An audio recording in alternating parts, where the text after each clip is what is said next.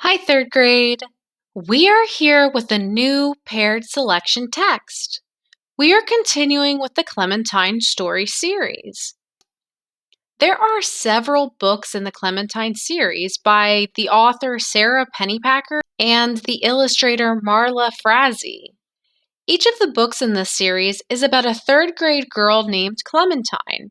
She is our main character. Today, we are reading Clementine and the Family Meeting. This story and all the Clementine books are the genre realistic fiction, which we know are made up stories that have realistic characters and events that could happen in real life. We will compare texts. Read about how Clementine's parents help her gain confidence and get ready for a change. Let's begin reading. From Clementine and the Family Meeting by Sarah Pennypacker. Pictures by Marla Frazee. It's almost time for the family meeting at Clementine's house, and Clementine is really nervous. What did she and her little brother do this time? Did she eat too much junk food? Maybe she misplaced one of Dad's tools. Both Mom and Dad have assured her that this meeting is only about good news. But Clementine is not so sure. Based on what we just read, do you think Clementine has gotten in trouble before? Yes, I think she has gotten in trouble before because she asked what she and her little brother might have done this time. The words this time tell me that she has done something before. Then she mentions things she might have done wrong, such as eat too much junk food or misplace one of Dad's tools. What can you infer about Clementine's family meetings? I can infer that it is likely that her family often has meetings to talk about things she and her little brother have done wrong. The author helps me to understand how Clementine feels about these meetings because in the introduction, it says that Clementine is really nervous about the meeting. Even though her mom and dad say that the meeting is only about good news, the illustration on this page shows her staring at the note about the meeting. She looks like she's really thinking about what that meeting might be about. My dad called the meeting to order. "We are a very lucky family," he said. "Very lucky." "What's on the agenda?" I asked. "I'm getting to that," my dad said. "Now, families change. They grow. It's hard to believe, but you're 8.5 now, and your brother's almost 4. I clapped my hands over my brother's ears. "Should we have a surprise party for him? You know what would make a great present? A gorilla." "His birthday's not for a few months," my mom said. "I vote we table that discussion for another time." "Well, so what's the good thing we have to talk about tonight?" I asked. My dad looked at my mom and raised his eyebrows. My mom looked back at him and smiled. She waved her palm to him like a game show host, as if to say, "Show us these great prizes, Bill." My dad looked at my mom again, and this time he looked like he was going to cry. Not in a sad way, but in an "I can't believe how lucky I am that you're here" way, which was nuts, because my mom is always here. "Families grow," he said again, "and tonight," he stopped and smiled at my mom again. "Tonight your mother and I want to talk to you about an addition to our family. Our family is about to grow again." And then finally, I figured out what he was saying. I slid Peapod off my lap and jumped up to give my dad and mom a hug. "Yes, thank you. Yes, you won't be sorry. I promise I'll take good care of it. You'll barely even notice it's here. Thank you." Cauliflower was sitting on the floor looking between me and our parents, completely clueless. I leaned over and squeezed him hard. We're getting a gorilla after all. My mom fell back against her chair, laughing.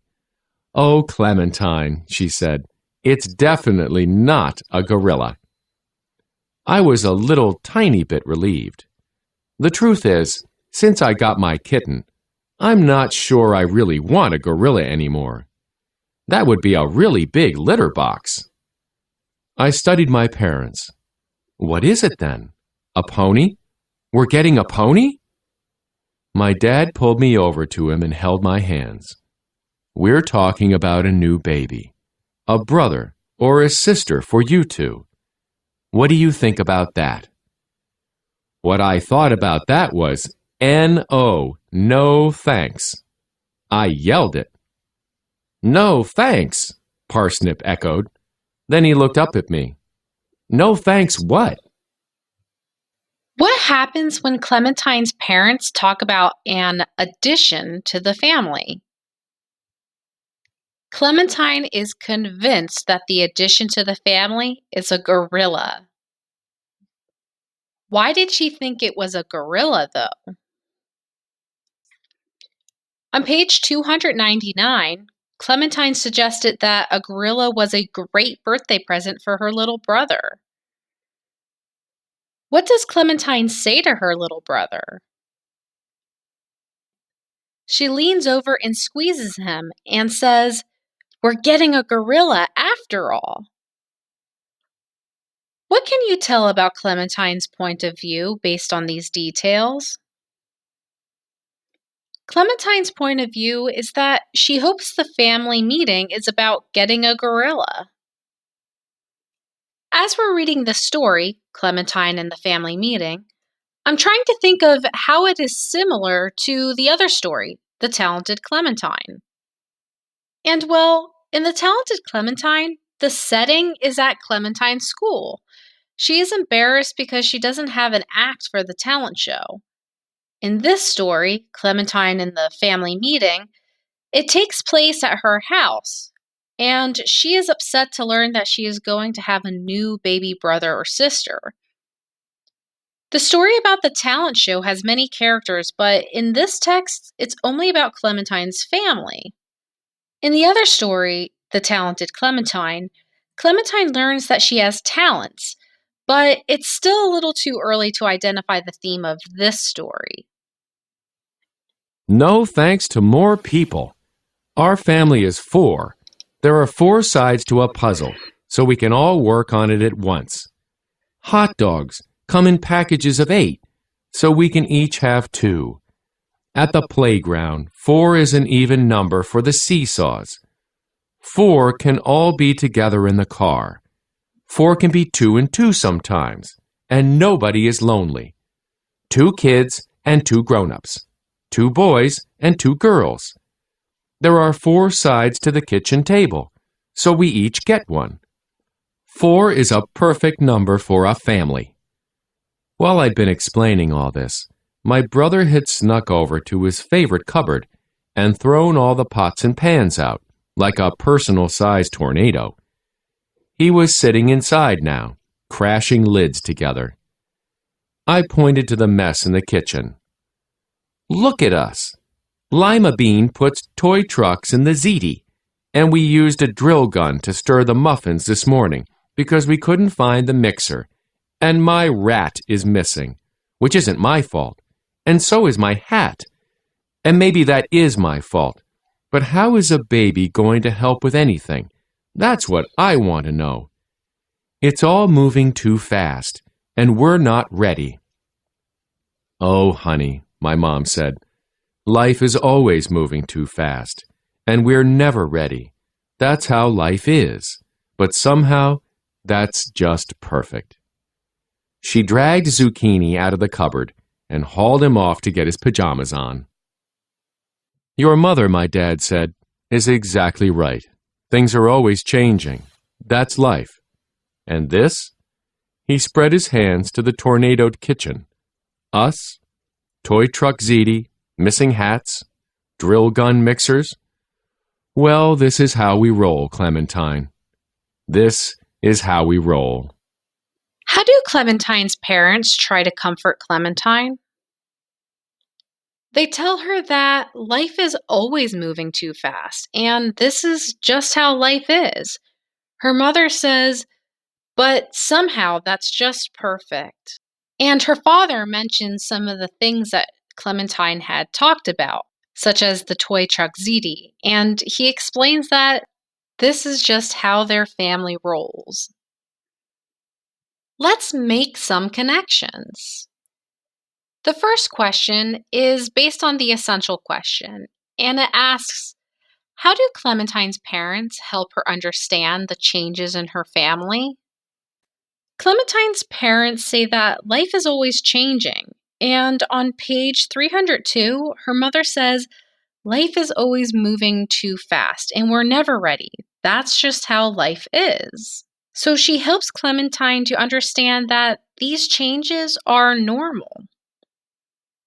The next question is a text to text connection. It says, how are the plot and setting and theme in the two stories about Clementine alike?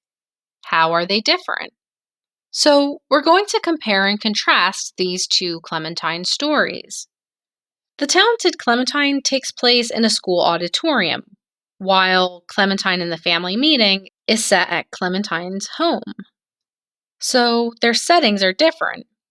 But in both stories, Clementine learns a lesson. In the first story, she learned how talented she is, and in the second story, she learns that she needs to adapt.